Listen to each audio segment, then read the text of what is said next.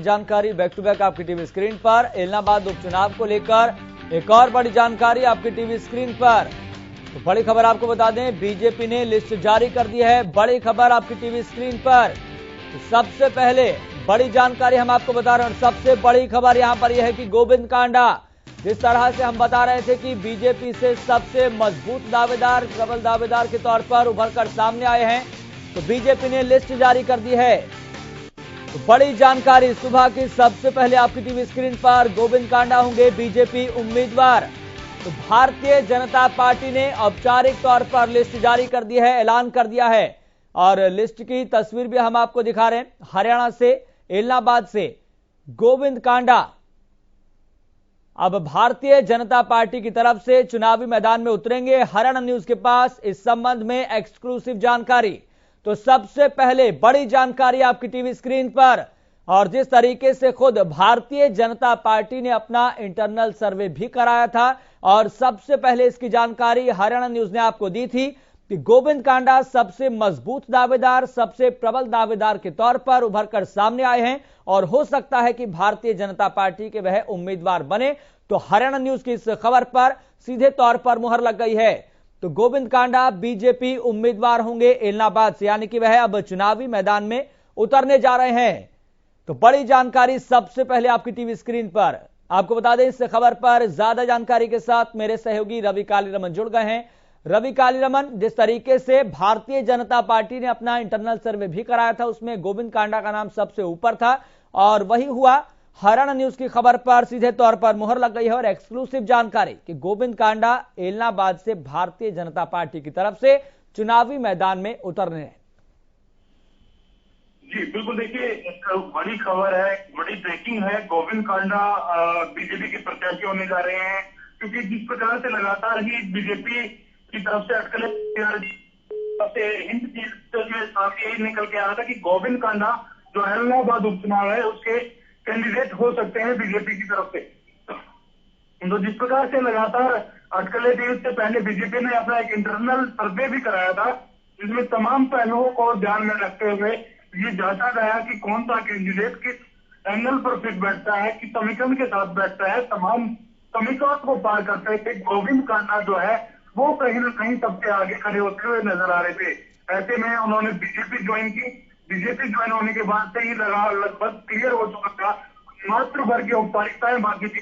औपचारिकताओं के बाद कहीं ना कहीं जो आज है लिस्ट बीजेपी की तरफ से जारी करी गई और उसमें गोविंद कांडा का नाम सामने आया है। हम अपने दर्शकों को शुरू से ही बता रहे थे कि गोविंद कांडा रेस में सबसे आगे चल रहे हैं, क्योंकि जिस प्रकार से इंटरनल सर्वे की जो रिपोर्ट थी बीजेपी की, क्योंकि बीजेपी तमाम पहलुओं पर पहले अपने प्रत्याशी को जांचती है, परखती है, उसके बाद उसको दाव खेलती है। तो ऐसे में कहीं ना कहीं गोविंद कांडा जो है सबसे आगे खड़े हुए नजर आते हैं फिलहाल। जी चले रवि, लगातार आप नजर बना रहे कि हम आपसे अपडेट लेते रहेंगे, बने रहिए हमारे साथ। इसके साथ ही आपको बता दें कि इस खबर पर ज्यादा जानकारी के साथ मेरे सहयोगी अमित भी जुड़ गए हैं। अमित लगातार इन तमाम खबरों को कवर कर रहे हैं। अमित, जिस तरीके से हम लगातार चर्चा कर रहे थे कि गोविंद कांडा सबसे प्रबल और मजबूत दावेदार के तौर पर सामने आए हैं, बस औपचारिक ऐलान होना बाकी था और अब औपचारिक ऐलान भी हो गया है, जिसका बेसब्री से इंतजार किया जा रहा था। अमित जी बिल्कुल, यश आपकी अपना कहना दुरुस्त है, क्योंकि लगातार आप भी इसको हम भी कवर कर रहे हैं और आप भी इस बात की जो है एंकरिंग कर रहे हैं, लगातार सवाल पूछ रहे हैं। बीजेपी लिस्ट के लेकर पूरे देश की निगाहें थी, पूरे प्रदेश की निगाहें थी।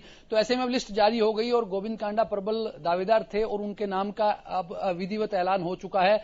और भारतीय जनता पार्टी के जो नेता, विशेष रूप से अगर बात करें तो सुभाष बराला और प्रदेशाध्यक्ष हैं ओपी धनखड़, वे उनकी संभावना भी बन गई है। जैसा हमारे सूत्रों का कहना है कि वे नामांकन दाखिल करवाने के लिए इलाहाबाद में गोविंद कांडा के साथ मौजूद रहेंगे।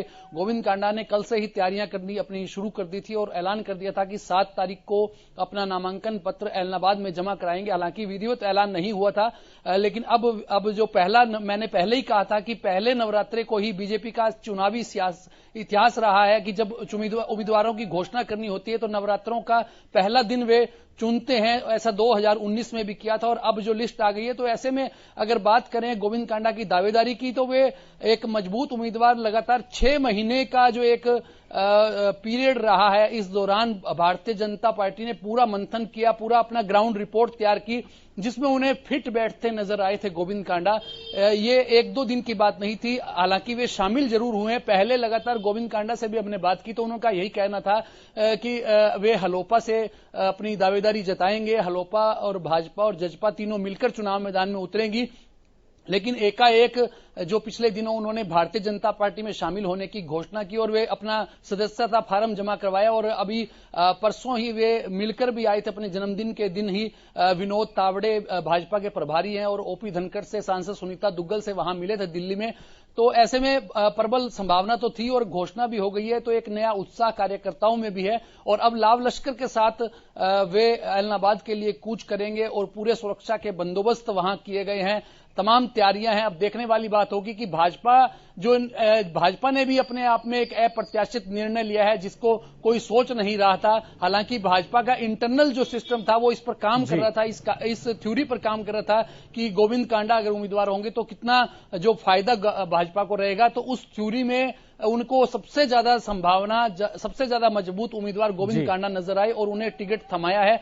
देखने वाली बात होगी, अब ये चुनाव बड़ा रोचक हो गया है और बड़ा इसमें मुकाबला जो है वो मजबूत रहने वाला है और कड़ी टक्कर जो अभय सिंह को मिलने वाली है वो गोविंद कांडा के रूप में निश्चित रूप से मिलेगी। भाजपा की यही थ्योरी थी और इसी पर काम कर रही थी और अब ऐलान के बाद बिल्कुल यह जता दिया है भाजपा की इस चुनाव में किसी प्रकार का कोई भी वो रिस्क नहीं लेगी, मजबूती से चुनाव लड़ेगी। और खुद अगर ओपी धनखड़ और सुभाष बराला नॉमिनेशन दाखिल करवाने आते हैं तो ऐसे में लगता है कि मजबूती से चुनाव लड़ने का भाजपा का इरादा है और अप्रत्याशित निर्णय पूरे ही अगर देश की बात करें तो लगातार चुनावी सियासत में भाजपा ने ऐसे चेहरे उतारकर चौंकाने वाले चेहरे उतारे हैं और अब इसमें एक फेरिस्त में नाम गोविंद कांडा का भी जुड़ गया है। जी यश, बिल्कुल, यहां पर भारतीय जनता पार्टी ने सीधे तौर पर गोविंद कांडा पर दाव खेला है, लेकिन देखना होगा, ये तो भविष्य के गर्भ में है कि किस तरीके से दाव कितना बेहतर साबित होता है भारतीय जनता पार्टी के लिए। आपको बता दें कि हमारे साथ लगातार रवि कालीरमन भी बने हुए हैं।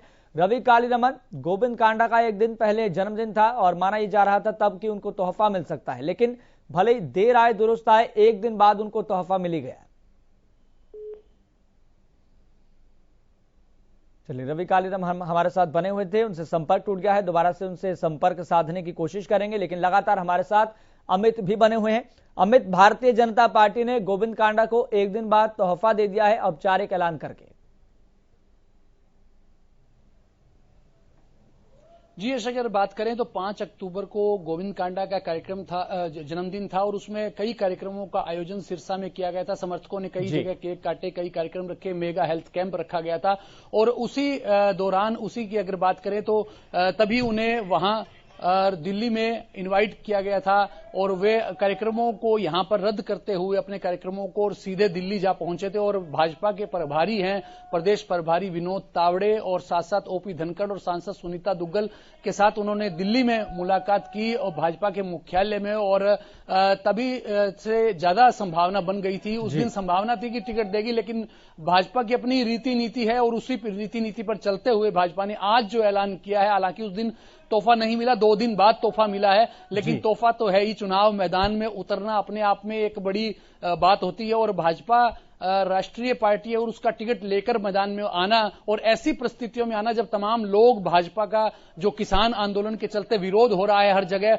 उस समय में टिकट थामना अपने आप में एक बड़ी चुनौती है भाजपा के लिए भी, इस मैदान में उतरना और साथ साथ गोविंद कांडा के लिए भी उम्मीदवारी जताना और फिर टिकट लेकर मैदान में उतरना, इन परिस्थितियों में एक बड़ा काम है और इस पर पूरी सियासत की पूरी निगाहें इस पर लगातार रहेगी। सियासी गलियारों में इस बात की चर्चा जरूर थी, लेकिन आज ऐलान होने के बाद अब मैदान में दौड़ शुरू हो जाएगी। जी चलिए अमित, बहुत बहुत शुक्रिया जानकारी साझा करने के लिए। लगातार आप इस खबर पर नजर बनाए रखें, हम आपसे